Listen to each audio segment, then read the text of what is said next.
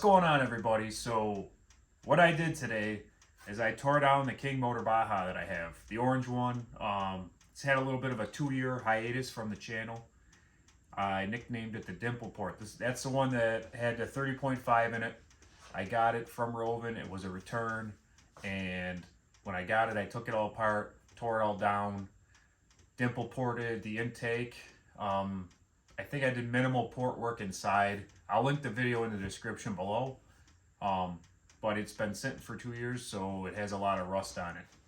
This model is where I'm actually going to put the Eastside RC Tighten Right screw kit in it. So what better way to test this product out, CRC Evapo-rust, than on the old rusty screws. And we're going to restore some of these rusty parts off of this Baja using the Evapo-rust. I'm real curious to see how this works in an RC application. I have seen this used other places, automotively, on YouTube, but never with the RCs that I know of. So let's see how it works with some of these plastics. Some of these ball ends have some rust on them. Turnbuckle here has some rust on it. Drive bones. The linkage is terrible. So, and this is just surface rust from sitting, but it's rust where it's going to take an abrasive to clean it. Let's test this out. So I'll get you guys undocked. I'll show you what I got here, and we'll go from there. All right, guys. So as I said, I tore this down. We got it to a bare chassis right now. I'll get this cleaned up. I'll do a video on this separately. Yeah, you know, standard Baja torn down. Here's our Evapo-rust. And then here's the parts that we're going to be trying this out with so far. So, I mean, this linkage is just, you could see I'll try and scrape it. It's kind of, yeah, just rusty. So we'll throw these in there. We'll throw the drive bones in there. Some of these the cap head screws. Oh, look at that. I mean, it needs to be cleaned up. So we'll give this product a shot. All right, guys, we're going to try and get through this as quickly and painlessly as possible. I'm not going to try not to bore you with my reading, but through the scientific process of chelation, Evapo-rust easily removes rust from all types of mild steel and iron without scrubbing or sanding. Just soak your rusty parts and watch the rust disappear. Evapo-rust is water-based, acid-free, and safe on all surfaces. Won't harm sensitive materials like copper, brass, aluminum, plastic, rubber, or vinyl. Just pour, soak, rinse, and reuse. So, right here it says the first item, or the first thing to do is to prep the item, remove all the dirt, brush off the loose rust, and clean oil and grease surfaces with your favorite CRC detergent degreaser and rinsing with clean water. What I'm going to do is just spray it down with brake clean to prep it. Pour Evapo-rust into a container large enough that your items can be completely submerged in the ready-to-use formula.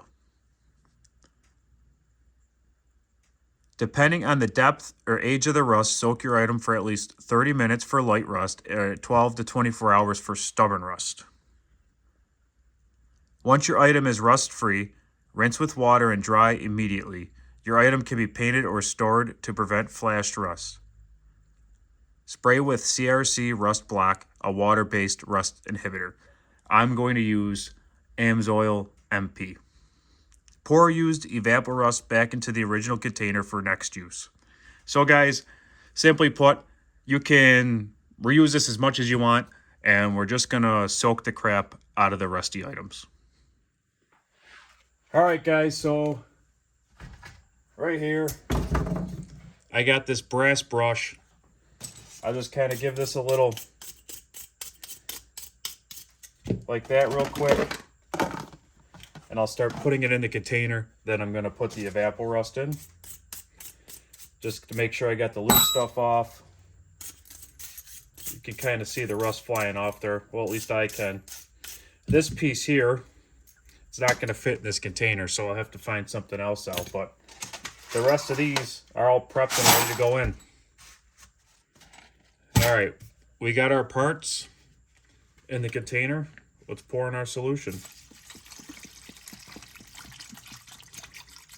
All right, that was about half the quart jug I just put in there. So we'll put them in there, and we're gonna let them sit for 24 hours, and we'll see what happens. All right, guys, here's a close-up of the material first. Once the solution hits it, we'll check it back and see how it looks. I just wanted to get, a good before the solution starts working. All right, guys, we're at the 2-hour mark, and you can see the dog bones here are completely rust-free. The rust is almost gone on this turnbuckle here, and we're just waiting on the screws. So I say by tomorrow morning, this should be completely rust-free. All right, guys, it's been 24 hours, and I'd say that these are pretty much rust-free. Now, they still look like they have rust on them in the solution, but when you take them out, they're rust-free. So I'll get them taken out, I'll rinse them off, and then we'll oil them up. But yeah, I mean, look at, no rust on that anymore. That turnbuckle's bare metal, and the solution turned this yellow color after it was came in contact with the rust. Let me get them washed up and we'll oil them up. All right, guys, so I just went ahead and rinsed everything in clean water, and I am thoroughly impressed. This is no rust. Look at that. Remember how rusty these were? Back down to bare metal like it promised. Some of these are a little discolored, which happens when you strip them, but there's zero rust on any of this. I will say that if you do use this and it looks like after 24 hours there's still rust on it, pull the item out of the water or out of the solution and then take a look at it and then rinse it, because look at how much came off after I rinsed it. I put the solution through a coffee filter, and then I filtered all the sediment out of it so I can reuse it. But that was clear going in, and now it's yellow coming out.